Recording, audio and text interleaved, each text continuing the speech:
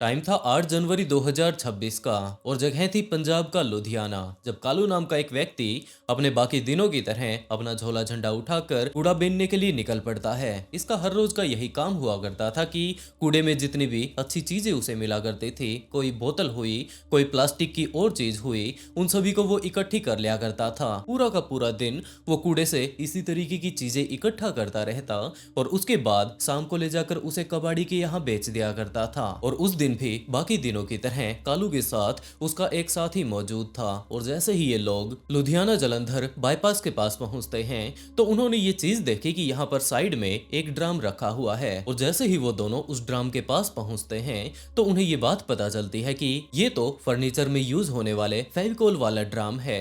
और उन दोनों के बीच इस बात को लेकर लड़ाई होने लग जाती है कि इस ड्रम को तो वो लेकर जाने वाला है, वो इसे बेचेगा भी नहीं, जबकि वो उसे अपने साथ घर पर ले जाने वाला है। और कालू का दोस्त भी इसी बारे में बोल रहा था कि उसे ये ड्रम बहुत ज्यादा पसंद है, वो भी इसे बेचने वाला नहीं, जबकि वो इसे अपने घर पर लेकर जाने वाला है। ये दोनों के दोनों यहाँ पर खड़े होकर अब बहस करना शुरू कर देते हैं। लेकिन कालू का ये कहना था कि उसने पहले इस ड्रम को देखा था और उसके बाद वो इसे यहाँ पर उठाने के लिए भी आ रहा था। पता नहीं उसकी दूसरे की नजर इस पर कैसे पड़ गई और कालू उससे ये ड्रम नहीं देने वाला। कुछ एक देर तक तो वो लोग वहां पर खड़े होकर बहस करते हैं और इसी टाइम उन्हें ये बात पता चलती है कि ये ड्रम तो काफी ज्यादा भारी है। और उसके बाद उन्होंने ये बात करनी शुरू कर दी कि चलो ठीक है, देख लेंगे ये ड्रम कौन लेकर जाने वाला है, पहले हम लोग इसके अंदर तो देख ले कि इसके अंदर क्या है, कोई अगर अच्छी सी चीज हुई तो हम लोग उसी का बंटवारा कर लेंगे। और ये बात सोचकर धीरे धीरे कर वो लोग उस ड्रम को ही खोलने लगते हैं। लेकिन जैसे ही उन्होंने उस ड्रम के ढक्कन को हटाया तो उन दोनों की ही आंखें फटी की फटी रह जाती है। इस ड्रम को इस टाइम कालू खोल रहा था, जिसके चलते उसका जैसे ही ढक्कन खुलता है तो उस चीज को कालू ने देख लिया और उसके बाद वो उसे देखकर बहुत ज्यादा घबरा जाता है। अभी उसका दोस्त पीछे खड़ा हुआ था और उसे सारी ही चीजें बिल्कुल साफ साफ नजर नहीं आ रही थी। और जैसे ही कालू घबरा जाता है तो उसका दोस्त आगे आता है और ये बात बोलने लगता है कि अगर तुझे नहीं चाहिए तो मैं ही ले लेता हूँ। और जैसे ही उसने दोबारा से ढक्कन खोला तो वो भी इस टाइम काफी ज्यादा घबरा चुका था। वो अचानक से पीछे हो जाता है और इन सारी ही चीजों को देख लेने के बाद कालू की तो हालत इतनी ज्यादा खराब हो चुकी थी कि वो मानो बेहोश होने की स्थिति में आ चुका था और वो वहीं पर गिर जाता है। उसका दोस्त पीछे हटकर यहाँ पर चिल्लाने लग जाता है जोर जोर से। जब वो आवाजें लगा रहा था तो अब सुबह का टाइम था, लगभग 7:30-8 बजे का टाइम हुआ होगा। काफी सारे लोग इस रोड से गुजर रहे थे। यहाँ पर आसपास में काफी सारी दुकानें खुल चुकी थी और जिस तरीके से ये लोग इस टाइम यहाँ पर घबराए हुए थे, इनकी आवाज को सुनकर वो लोग समझ सकते थे कि जरूर यहाँ पर कुछ ना कुछ गलत हुआ है। तो सारे के सारे दुकानदार जल्द से जल्द यहाँ पर आ पहुंचते हैं और उन्हीं से पूछने लगते हैं कि हाँ भाई, तुम लोगों ने ऐसा क्या देख लिया। तो कालू के साथ जो यहाँ पर कूड़ा बीनने के लिए आया हुआ था उसने उस ड्रम की तरफ उंगली कर दी और सारे ही दुकान वाले ये चीज देख सकते थे कि अभी वहां पर एक कूड़ा बीनने वाला व्यक्ति भी नीचे पड़ा हुआ है। ये पूरे तरीके से मानो अपनी सुध बुध खो चुका है। तो इन्हीं सब चीजों के बारे में जानने के लिए कि आखिरकार इन्होंने ऐसा क्या देख लिया, वो लोग भी उसके पास जा पहुंचते हैं। और जैसे ही उन्होंने ड्रम का ढक्कन दोबारा से खोला तो वो लोग भी दंग रह जाते हैं। काफी सारे लोगों की उस टाइम वहां पर चीख निकल जाती है क्योंकि इसके अंदर एक इंसान की बॉडी मौजूद है। पहली नजर में ही देखने पर यह बात बिल्कुल साफ साफ नजर आ रही है कि इसको काफी ज्यादा बेरहमी से मार देने के बाद जबरदस्ती इस ड्रम के अंदर ठूसा गया होगा। तो वो सारे ही लोग उस ड्रम से लगातार दूर होते जा रहे थे और उन लोगों ने लुधियाना पुलिस के पास कॉल कर दिया। पुलिस ऑफिसर्स जल्द से जल्द इस क्राइम सीन पर आ पहुंचते हैं और उसके बाद उस ड्रम को खोलने की कोशिश की जाती है। उस टाइम काफी सारे लोगों ने उसकी वीडियो बनाई थी और बाद में वो वीडियो और जितनी भी फुटेज थी वो काफी ज्यादा वायरल होने लगती है। वो देखने में ही काफी ज्यादा भयानक नजर आ रही थी और उसके बाद लोगों ने अंदाजा लगाना शुरू कर दिया कि इसका इतना ज्यादा बेरहमी से कत्ल किया गया है तो आखिरी टाइम में इस व्यक्ति ने कितना ज्यादा दर्द सहा होगा। यही सारी बातें इस टाइम तक लोग अंदाजे में लगा रहे थे कि दूसरी तरफ पुलिस ने उस ड्रम को पूरे तरीके से खोल लेने के बाद अच्छे से चेक करना शुरू किया कि किस तरीके से इस व्यक्ति को मारा गया है। तो जैसे ही उसका ढक्कन हटाया जाता है और उसके बाद उस बॉडी को बाहर निकालने की कोशिश की जाती है तो ये बात पता चलती है कि इस इसको सिर्फ और सिर्फ हाथ और पैरों को काटकर इसके अंदर नहीं डाला गया, जबकि इसके धड़ का नीचे वाला हिस्सा भी इस टाइम पूरे तरीके से काट दिया गया था। पहले तो पुलिस ऑफिसर्स को यह बात लग रही थी कि जरूर इसकी गर्दन काटी गई होगी। उसके बाद ड्रम में सबसे ऊपर इसकी गर्दन को रखकर पूरे तरीके से इसे सील कर दिया होगा, लेकिन ऐसा नहीं था, जबकि उसे तो पीठ से छाती के पास से काटा गया था। पुलिस ने इस बॉडी को बरामद करने की कोशिश की, लेकिन उसी टाइम पुलिस को यह बात भी पता चलती है कि इस ड्रम के अंदर कंप्लीट बॉडी नहीं है, जबकि इसके अंदर बॉडी के कुछ एक हिस्से, आधा धड़ और सिर ही मौजूद है। तो अब पुलिस ने अपनी तहकीकात करनी शुरू कर दी और इस बॉडी के बाकी जितने भी हिस्से पुलिस को मिल सकते थे उन्हें ढूंढना शुरू कर दिया और धीरे धीरे कर कहीं पर तो पैर, कहीं पर हाथ, इसी तरीके से हिस्से मिलते जाते हैं। अब लगभग पूरी कंप्लीट बॉडी मिल चुकी थी, लेकिन आखिरी टाइम में भी इसका हाथ अभी तक गायब था। आखिरी टाइम में जहां जहां से ये बॉडी के हिस्से पुलिस ऑफिसर्स को मिल रहे थे, पुलिस उन्हें लगातार बरामद करती जा रही थी, लेकिन इसी टाइम काफी सारे हिस्से ऐसी पोजीशन में मिले जहां पर कि उन्हें जलाने की कोशिश की गई थी, लेकिन पूरे तरीके से वो लोग उन्हें जला नहीं पाए और उसके बाद हो सकता है बीच में ही आधा अधूरा उसे जलते हुए छोड़कर वो लोग वहां से चले गए होंगे। तो अब पुलिस के दिमाग में यही बात चल रही थी कि आखिरकार ये बंदा कौन है। तो उसकी फोटो खींचकर सोशल मीडिया पर डाल दी जाती है कि कुछ इस तरीके से एक लावारिस बॉडी मिली है, हमें कोई अंदाजा नहीं कि आखिरकार ये बंदा कौन हो सकता है। अगर किसी के परिवार का सदस्य, गांव का सदस्य अगर गायब हो तो वो आकर एक बार पुलिस में इन्फॉर्म जरूर कर दे, ताकि हम लोग क्रॉस चेक करके इस बारे में पता लगा पाए कि क्या ये वही गायब होने वाला व्यक्ति है। और उसके बाद एक परिवार पुलिस ऑफिसर्स के पास जा पे पहुंचता है। उन्होंने ये बात कही कि जनाब, हमारा लड़का लगभग पिछले 2 दिनों से गायब है, हमें कोई अंदाजा नहीं कि वो गया तो गया कहां पर। तो क्या आप एक बार वो बॉडी हमें दिखा पाएंगे, क्योंकि हमें कंफर्म है, हमें पक्का यही विश्वास हो रहा है कि वो कोई और नहीं जबकि देवेंद्र सिंह ही है। पुलिस ने ले जाकर उस परिवार को वो बॉडी दिखा दी और उसके बाद तो उस परिवार ने काफी ज्यादा बुरे तरीके से रोना और चीखना चिल्लाना शुरू कर दिया, क्योंकि ये कोई और नहीं जबकि उनके ही परिवार का सदस्य देवेंद्र सिंह था। पुलिस को अब इस बॉडी की पहचान पता चल चुकी थी कि आखिरकार ये कौन है,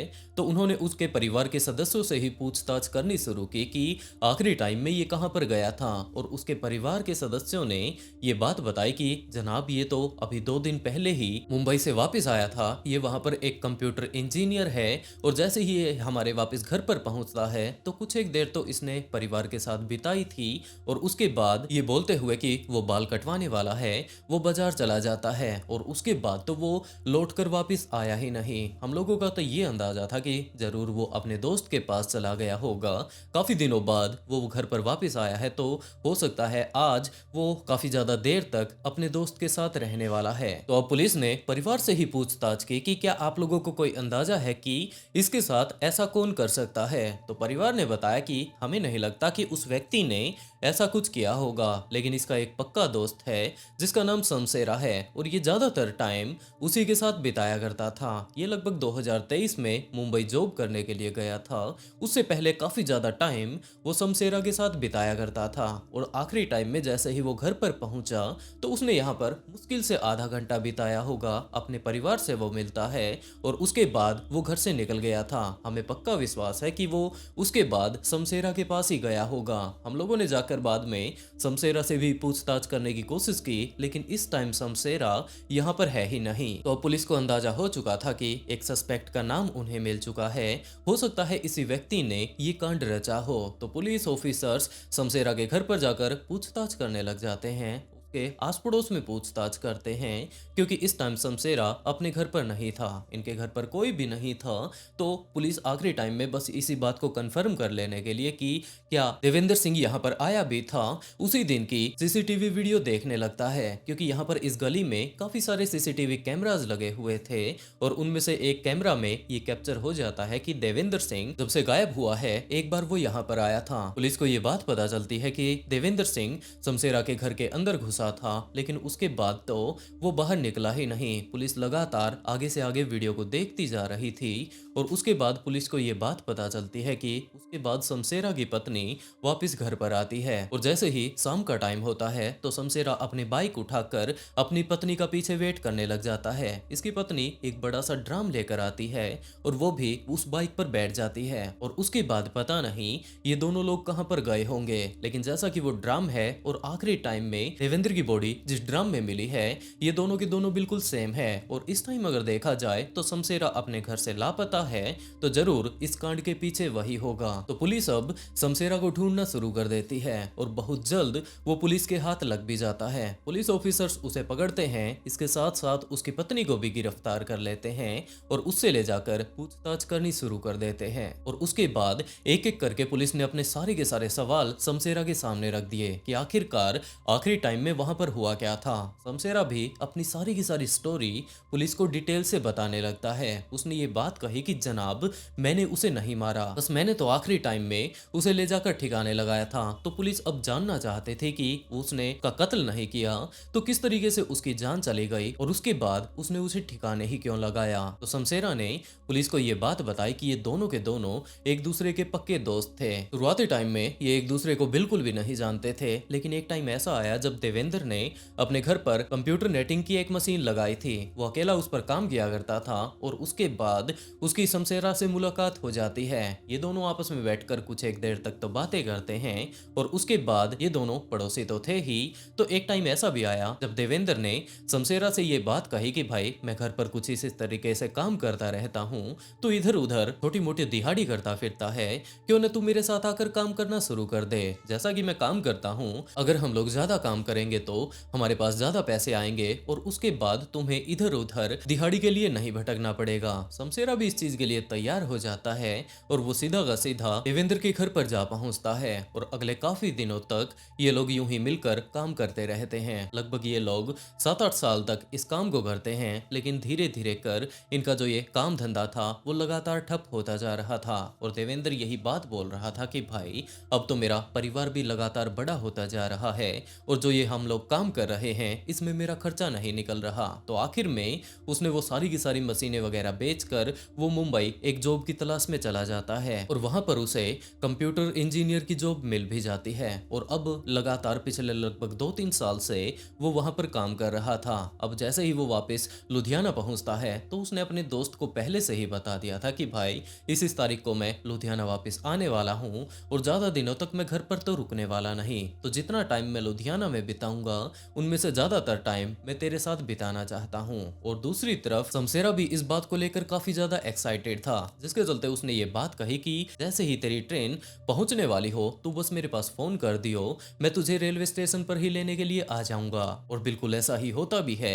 जब देवेंद्र रेलवे स्टेशन पर पहुंचता है तो शमशेरा वहां पर उसका पहले से ही वेट कर रहा था। वो उसे अपने साथ बाइक पर बैठा कर घर पर लाकर छोड़ देता है। देवेंद्र इस टाइम अपना जितना भी सामान लेकर आया था वो अपने घर पर पहुंचा देता है। वो आराम से अपने माता पिता से मिल लेने के बाद अपनी पत्नी से मिलता है, अपने दोनों ही बच्चों से मिलता है। उसके बाद उसने ये बात कही कि वो बाल कटवाने के लिए मार्केट जा रहा है, लेकिन उस टाइम वो बाल कटवाने के लिए मार्केट नहीं गया, जबकि वो अपने दोस्त के पास जा पहुंचता है। वो सीधा का सीधा अपने दोस्त शमशेरा के घर पर जा पहुंचा। वहां पर बैठकर लगभग 10-15 मिनट तक ये लोग इधर उधर की गपशप मारते हैं और उसके बाद उन्होंने ये बात कही कि काफी दिन हो चुके हैं, क्यों न हम लोग आज पार्टी करें। शमशेरा यही बात कहता है कि अभी तो दिन का टाइम है, पार्टी तो हम लोग रात को करने वाले हैं। तो देवेंद्र का कहना था कि उसने पिछले काफी दिनों से पार्टी नहीं की है, वैसे भी अब थोड़ी बहुत देर बाद शाम तो हो ही जाएगी, हम लोग ज्यादा से ज्यादा देर तक पार्टी करने वाले हैं। दूसरी तरफ शमशेरा को इस चीज में कोई दिक्कत नहीं थी,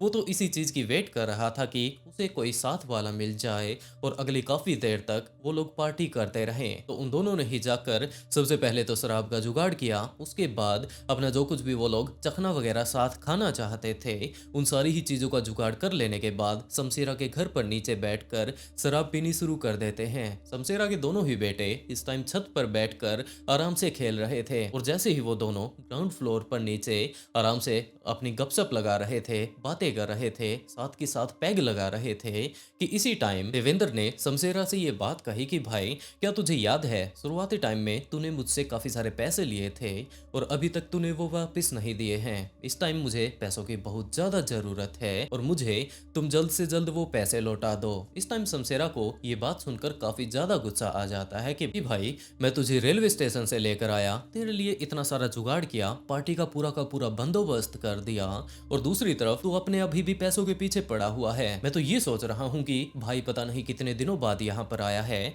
मैं इसकी पार्टी का जुगाड़ कर रहा हूँ और तेरे दिमाग में तो ये सब बातें चल रही है कि मैं तेरे पैसे कब लौटाने वाला हूँ, मैं आराम से तेरे पैसे लौटा दूंगा। ये सारी की सारी फालतू की बातें तू बाद में भी तो कर सकता है। लेकिन देवेंद्र ने यही बात कही कि उसे इस टाइम पैसे की बहुत ज्यादा जरूरत है और इसीलिए वो नॉर्मली उससे अपने पैसे मांग रहा है, कोई वो उससे उधारी नहीं मांग रहा, जबकि खुद के ही तो पैसे मांग रहा है। और इसी टाइम शमशेरा ने देवेंद्र को थोड़ा सा धक्का दे दिया। ये दोनों के दोनों पहले से ही नशे में हो चुके थे और जैसे ही देवेंद्र को ये धक्का लगता है, शमशेरा के अनुसार वो पीछे गिर जाता है और उसके बाद वो उठता ही नहीं। शमशेरा वहीं पर बैठकर अभी भी देवेंद्र के साथ बातें करता जा रहा था, लेकिन दूसरी तरफ देवेंद्र कोई भी रिस्पॉन्स नहीं दे रहा था और आखिर में उसे यही बात लगती है कि इसे तो हद से ज्यादा चढ़ चुकी है और यही कारण है कि अब ये नीचे जमीन पर ही पड़ा हुआ है। और उसके बाद वो उठकर जाकर देवेंद्र की मदद करने लगता है कि आजा उठ जा, मैं तेरे पैसे भी दे दूंगा। लेकिन दूसरी तरफ देवेंद्र तो उसे अपना हाथ तक नहीं थमा रहा था। आखिर में शमशेरा ने उसका हाथ पकड़ा, वो उसे उठाने की कोशिश करता है, लेकिन देवेंद्र का हाथ शमशेरा के हाथों से फिसल जाता है और वो सीधा का सीधा नीचे जाकर गिर जाता है। और इस टाइम तक शमशेरा को भी काफी ज्यादा नशा हो चुका था, लेकिन जैसे ही उसे ये बात पता चलती है कि जो ये नीचे उसका दोस्त गिरा पड़ा है, इसके अंदर इस टाइम कोई भी हलचल नहीं हो रही है, तो इसी बात को लेकर शमशेरा भी थोड़ा घबराने लगता है और उसके बाद उसका थोड़ा थोड़ा कर नशा ढीला होने लगता है। वो उसके पास आराम से बैठकर उसे हिलाने डुलाने लगता है, लेकिन दूसरी तरफ देवेंद्र में अब कोई भी हरकत नहीं थी। शमशेरा इस चीज को लेकर बहुत ज्यादा घबरा चुका था और इस घटना के कुछ ही देर बाद शमशेरा की पत्नी कुलदीप कौर वहां पर आ जाती है। उसने अपनी पत्नी को सारी की सारी बातें अब डिटेल से बतानी शुरू कर दी। वो दोनों के दोनों पति पत्नी इस टाइम काफी ज्यादा घबरा चुके थे और उन्हें पक्का विश्वास था कि अब इन्हें पुलिस अपने साथ पकड़कर लेकर जाने वाली है, जिसके चलते वो लोग फंसना नहीं चाहते थे। और पिछले काफी दिनों से शमशेरा देवेंद्र के साथ कारपेंटर वाला काम करता आ रहा था और उसके पास काफी सारे हथियार भी मौजूद थे। तो उसने यही बात सोची कि हमें ये बॉडी कहीं ना कहीं पर ले जाकर ठिकाने लगानी होगी और उसके बाद ही हम लोग इससे पीछा छुड़ा पाएंगे। नहीं तो उसे पक्का विश्वास है कि पुलिस इसे उठा ले जाएगी और उसके बाद हो सकता है अब इसकी पूरी ही जिंदगी जेल में बीतने वाली हो। इन चीजों से अब वो दोनों ही पति पत्नी बहुत ज्यादा घबरा चुके थे और आखिर में शमशेरा अपना जो वो कारपेंटर वाला सामान था वो वहां पर उठा लाता है और अपने दोस्त को छोटे छोटे हिस्सों में अब उसने काटना शुरू कर दिया, क्योंकि इन दोनों ने ही ये प्लान बना लिया था कि इसकी पूरी की पूरी बॉडी को हम लोग एक ही बारी में ठिकाने नहीं लगा सकते और अगर इसे छोटे छोटे टुकड़ों में काट दिया जाता है तो इसके टुकड़े ले जाकर ठिकाने लगाने में हमें ज्यादा दिक्कत नहीं आएगी। यही बातें ये पति पत्नी यहाँ पर सोच रहे थे और इसी टाइम उन्होंने देवेंद्र को उसकी छाती के पास से काट दिया और यही कारण था कि बाद में उस ड्राम का जब ढक्कन खोला जाता है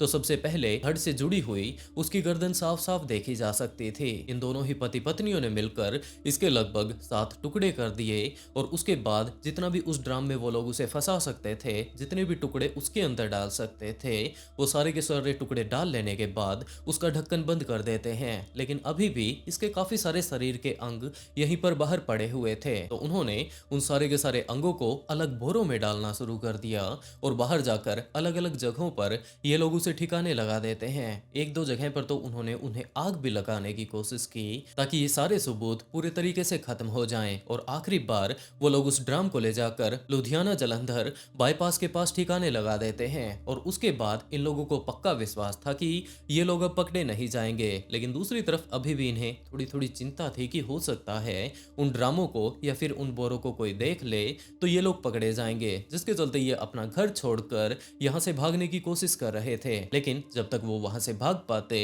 पुलिस ऑफिसर्स उन्हें जाकर पकड़ लेते हैं और इस बारे में अभी तक कोई अंदाजा नहीं कि जब आखिरी टाइम में देवेंद्र नीचे गिर गया था तो वहां पर गिरने के बाद वो सिर्फ बेहोश हुआ था या फिर गिरते ही उसने अपनी जान गंवा दी, क्योंकि दूसरी तरफ शमशेरा ने भी इस टाइम काफी ज्यादा शराब पी रखी थी और हो सकता है देवेंद्र उस टाइम बेहोश ही हुआ हो, इसे अच्छे से उसे चेक ना करना आया हो और इन लोगों ने एक बेहोश बंदे को काफी ज्यादा बेरहमी से काट दिया हो। अगर उसी टाइम शमशेरा अपने पड़ोसियों को बुला लेता, सारी की सारी बातें सच सच उनके सामने रख देता कि भाई हम लोग तो कुछ इस तरीके से यहाँ पर बैठकर पार्टी कर रहे थे, ये नीचे गिर गया और उसके बाद इसने अपनी जान गंवा दी, तो शायद तब उसके ऊपर इतना केस ना चलता जितना कि अब उसके ऊपर चलने वाला है। और एक तरफ अगर देखा जाए तो देवेंद्र देवेंद्र की 2 बेटियां थी, एक उसकी पत्नी थी। आगे चलकर अब उनका पालन पोषण कौन करेगा? देवेंद्र के परिवार के सदस्यों का ये कहना है कि इन सारे के सारे कांडों में शमशेरा के बेटे भी शामिल थे, जो कि उस टाइम छत के ऊपर खेल रहे थे, लेकिन शमशेरा उन्हें बचाने के लिए उनका नाम नहीं ले रहा है। वैसे दोस्तों, आप लोग इस पूरी की पूरी घटना के बारे में जान चुके हैं, तो आप लोग इस केस के बारे में क्या कहना चाहेंगे? शायद आप लोगों ने वो एक्चुअल वीडियो भी देखी होगी, जो कि आखिरी टाइम में शायद पुलिस के द्वारा वहां पर बनाई गई थी, जब उस ढक्कन को खोला गया था। तो वो एक्चुअल क्राइम सीन देख लेने के बाद आप लोग इस केस के बारे में क्या कहना चाहेंगे? शमशेरा सिर्फ और सिर्फ एक कारपेंटर था, लेकिन उसने अपने दोस्त को बिल्कुल लकड़ी की तरह जगह जगह से काट दिया, और जो उसने कहानी पुलिस ऑफिसर्स को बताई, इसके बारे में आप लोग क्या कहना चाहेंगे? इस केस से रिलेटेड वो एक्चुअल क्राइम सीन की फुटेज मैं आप लोगों को यहाँ पर तो नहीं दिखा सकता, लेकिन अगर आप लोग इस केस के बारे में और ज्यादा डिटेल से जानना चाहते हैं, एक्चुअल क्राइम सीन को देखना चाहते हैं, तो उन सारी ही फुटेज का लिंक मैं आप लोगों को डिस्क्रिप्शन में या फिर कमेंट बॉक्स में दे दूंगा। आप लोग वहां पर जाकर उन्हें चेक कर सकते हैं। और दोस्तों, आप लोग इस पूरी की पूरी कहानी को जान चुके हैं, आप लोग इस केस के बारे में क्या कहना चाहेंगे? और दोस्तों, इस तरीके की कहानी सुनाकर मैं आप लोगों को डिस्टर्ब तो नहीं करना चाहता, लेकिन सचेत जरूर करना चाहता हूं। तो आप लोग अपना ध्यान रखिए और इसके साथ साथ अपनों का ध्यान जरूर रखें। स्टोरी सुनाने का अगर तरीका पसंद आया हो तो वीडियो को लाइक कर ऑफबीट पॉडकास्ट को सब्सक्राइब करना बिल्कुल ना भूलें, क्योंकि इसी तरीके के काफी सारे ट्विस्टेड केस मैं यहाँ पर लेकर आता रहता हूँ। और इसी के साथ दोस्तों, आज का शाउट आउट चिम्मा मूसेवाला को, and write a beautiful comment to get shout out in next video. बहुत जल्द मिलते हैं एक और नए ट्विस्टेड केस के साथ।